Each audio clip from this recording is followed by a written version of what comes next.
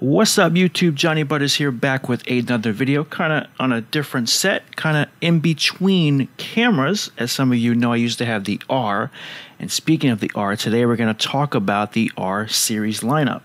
And in my opinion, what I think is the best camera, and you're looking at it right now. We're going to compare it to a bunch of other cameras in the lineup, like the R5, the original R, random C200 you can get for pretty cheap now, the upcoming R3, the C70. So let's jump right into it.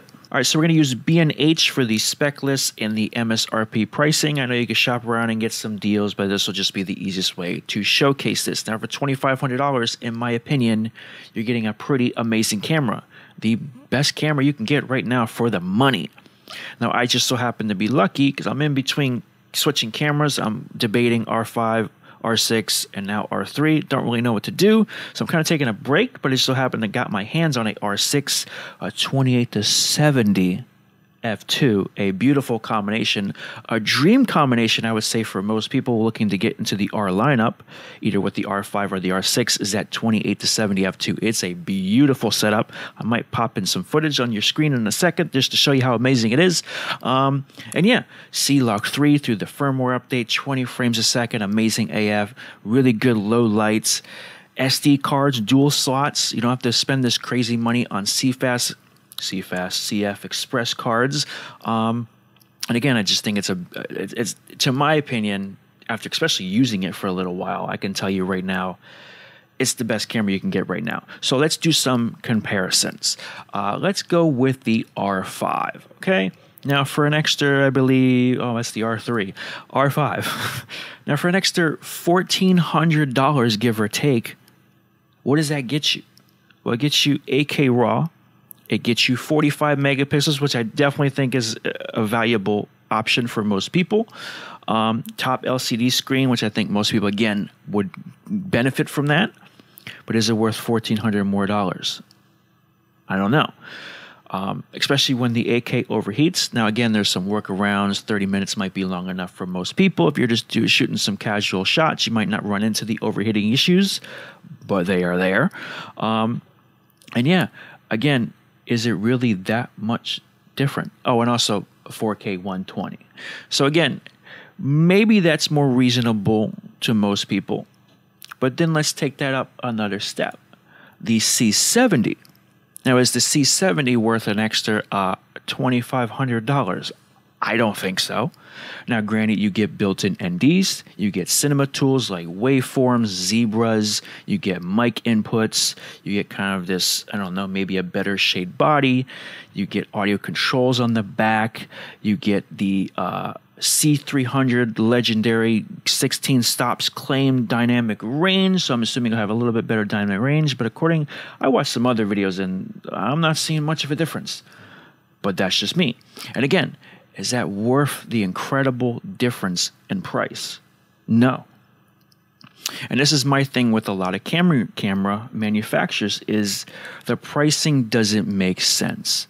You know, back when I had my 1DX Mark II, the C200 got announced, and I was like, whoa, raw video 4K 60. That was amazing because the 1DX, although did 4K 60, it was motion JPEG, it was 8-bit, wasn't a lot of dynamic range there to play with. And they were the same price tag. I got the C200B. So in my opinion, that was like a cool kind of upgrade. And I think it cost me like $100 because I sold the 1DX and got the C200. So that made sense.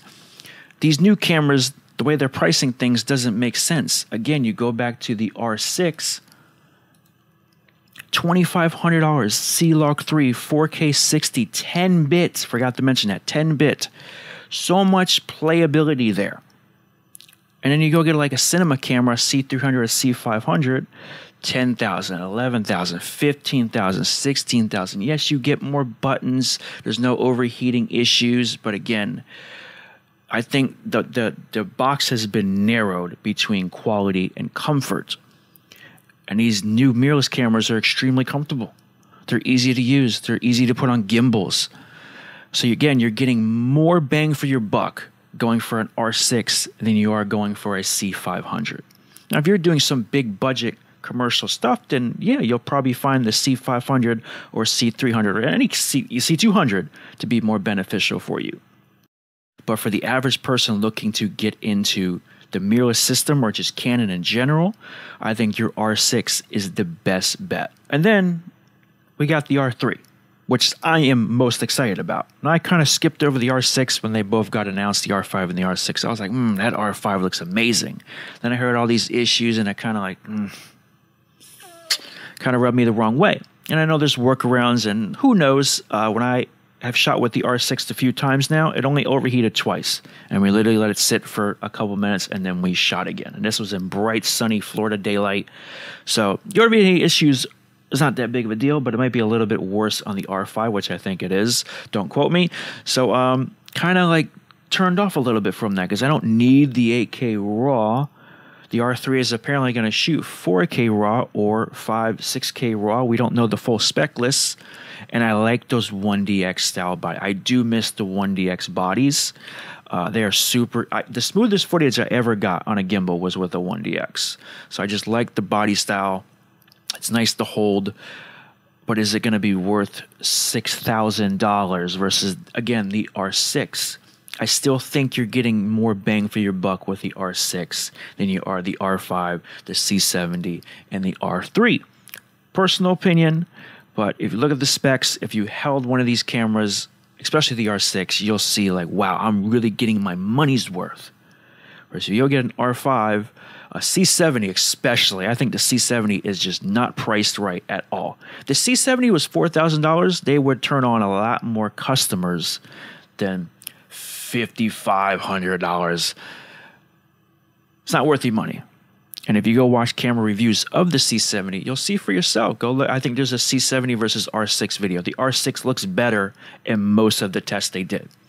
The only benefit you get is, again, the cinema tools, built-in NDs. I think I forgot to mention that. But again, it's not worth the $2,500 extra dollars to get you that, when you can just get the filter for the R6 and you got NDs. Yes, it's an extra step, but so is an extra step to do other things, you know? Figure out what's best for you.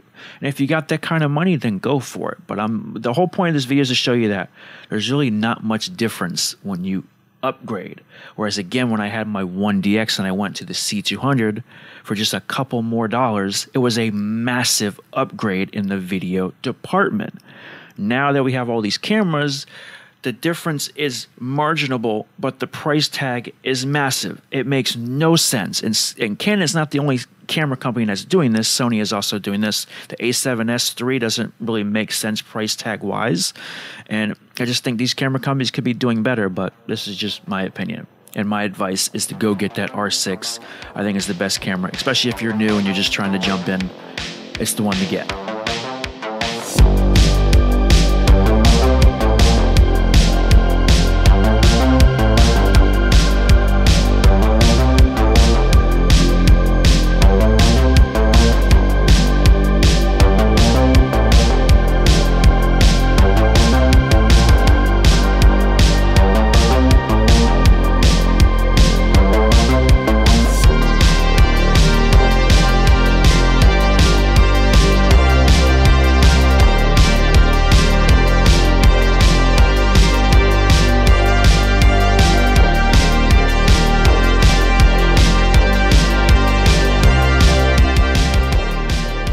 Now, my channel is not monetized yet. We are almost there. Please hit that subscribe button. And as you just saw my LUT pack, I would greatly appreciate it. This LUT pack, I know, another YouTuber with a LUT pack, we get it. But I promise you, if you own a EOS R, RP, R6, R3, C70, even the cinema cameras that shoot C-Log 3, you are going to love these LUT packs as I show you some footage right now on the screen. Spend some time kind of tweaking it because I originally put this out for the C200 and the raw footage, and that did very, very well. So I kind of tweaked those LUTs for these newer R cameras, and I'd greatly appreciate it if people would, you know, check it out. You know, link is in the description. Again, I'm not monetized. Otherwise, I would put these up for free, honestly. But, you know, LUTs do take some time sometimes, and you're getting a lot of LUTs, as you can see on the screen, and they're beautifully laid out. So I'd greatly appreciate it if you'd show some love and support your boy. Anyway, hope you guys enjoyed the video. This seems to be the videos I get views on the most is doing these kind of videos. Maybe this is the niche I should stay in. So please let me know. We got the R6 review on the way with the 28-70 f2. What a legendary lens, unique lens, and it worked very well on the R6, by the way. Even handheld, I did a bunch of different tests. And then we had the Ronin RS2. Their names get confusing. And I wish I had a Ninja V, but we're kind of working with what we got. And I wanted to kind of really put the camera through the paces. I shot in midday sunlight to show you how much dynamic range you have with the C-Log 3. So be on the lookout. Make sure you are subscribed. I will have that video up hopefully this week. I'm trying to shoot another video shoot tomorrow. Hopefully that goes well. It's been raining a lot here, but we'll see what happens. So again, next week, definitely going to put that out, so make sure you're subscribed. And I appreciate everybody, and let me know some feedback in the comments. And if you want to support my LUT Pack, I would greatly appreciate that, because we're not at 1,000 subscribers. I'm trying to get this channel monetized, so anything will help. Y'all stay tuned.